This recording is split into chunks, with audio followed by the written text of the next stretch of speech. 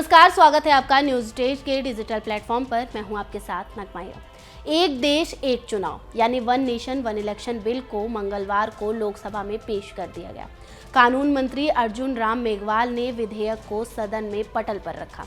सदन में चर्चा के दौरान कांग्रेस, समाजवादी पार्टी और तृणमूल कांग्रेस जैसे बड़े विपक्षी दलों ने विधेयक का विरोध किया। वहीं एनडीए में शामिल दलों के अलावा वाईएसआरसीपी जैसी पार्टियां इस बिल के समर्थन में दिखाई दिए। पीएम मोदी ने सबसे पहले 2019 में स्वतंत्रता दिवस के मौके पर इस मुद्दे को उठाया था। ऐसे में ये जानना जरूरी हो जाता है कि अगर ये बिल कानून बन जाता है तो कैसे और कब तक लागू हो पाएगा। आइए जानते हैं।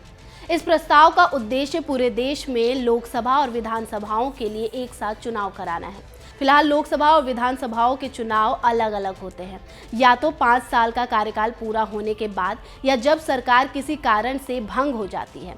इसकी व्यवस्था भारतीय संविधान में की गई है।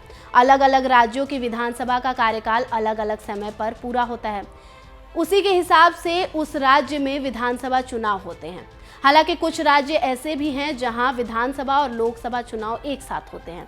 इसमें अरुणाचल प्रदेश, आंध्र प्रदेश, उड़ीसा और सिक्किम जैसे राज्य शामिल हैं। वहीं राजस्थान, मध्य प्रदेश, तेलंगाना, छत्तीसगढ़ और मिजोरम जैसे राज्यों के चुनाव लोकसभा चुनाव से ऐन वक्त पहले हुए। लोकसभा चुनाव खत्म होने के 6 महीने के भीतर हरियाणा, जम्मू कश्मीर, महाराष्ट्र और झारखंड में चुनाव हुए। पीएम मोदी लंबे समय से एक देश एक चुनाव के समर्थन में रहे हैं। प्रधानमंत्री ने 2019 के स्वतंत्रता दिवस पर एक देश एक चुनाव का मुद्दा उठाया था। तब से अब तक कई मौकों पर भाजपा की ओर से एक देश एक चुनाव की बात की जाती रही है। दरअसल एक देश एक चुनाव की बहस 2018 में विधि आयोग के एक मसौदा रिपोर्ट के बाद शुरू की गई थी।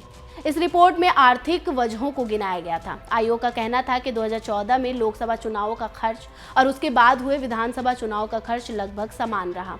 वहीं साथ साथ चुनाव होने पर यह खर्च 50-50 के अनुपात में बढ़ जाएगा।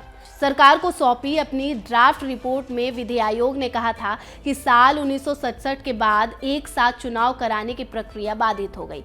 आयोग का कहना था कि आज़ादी के शुरुआती सालों में देश में एक पार्टी का राज था और क्षेत्रीय दल कमजोर थे। धीरे धीरे अन्य दल मजबूत हुए, कई राज्यों की सत्ता में आए। वहीं संविधान की धारा 356 के प्रयोग ने भी एक साथ एक चुनाव कराने की प्रक्रिया को बाधित किया। अब देश की राजनीति में बदलाव आ चुका है। कई राज्यों में क्षेत्रीय दलों की संख्या काफ़ी बढ़ी है, वहीं कई राज्यों में इनकी सरकारें भी हैं। अब सवाल उठता है कि राज्य की विधानसभा भंग कैसे होगी। इसके 2 जवाब हैं। पहला कि केंद्र राष्ट्रपति के जरिए राज्य में अनुच्छेद 356 लगाए। दूसरा ये कि खुद संबंधित राज्यों की सरकारें ऐसा करने के लिए कहें। इससे पहले कर्मचारियों ने बताया था कि एक साथ चुनाव कराने के लिए संविधान में कम से कम 5 संशोधन कराने होंगे। इनमें संसद के सदनों की अवधि से संबंधित अनुच्छेद 83, राष्ट्रपति द्वारा लोकसभा को भंग करने से संबंधित अनुच्छेद 85, राज्य विधानमंडलों की अवधि से संबंधित अनुच्छेद 172, राज्य विधानमंडलों के विघटन से संबंधित अनुच्छेद 174 और राज्यों में राष्ट्रपति शासन लागू करने से संबंधित अनुच्छेद 356 शामिल है। इसके साथ ही संविधान की क्षेत्रीय विशेषता को ध्यान में सभी दलों की सहमति जरूरी होगी। वहीं ये भी अनिवार्य है कि सभी राज्य सरकारों को सहमति प्राप्त की जाए। फिलहाल इस वीडियो में मेरे साथ इतना ही। बाकी देश और दुनिया की तमाम खबरों से अपडेट रहने के लिए न्यूज स्टेट को सब्सक्राइब कर लें और वीडियो पसंद आई हो तो वीडियो को लाइक कर दें। न्यूज नेशन अब व्हाट्सएप पर खबरों की ताजा अपडेट के लिए न्यूज नेशन के इस QR कोड को स्कैन करें।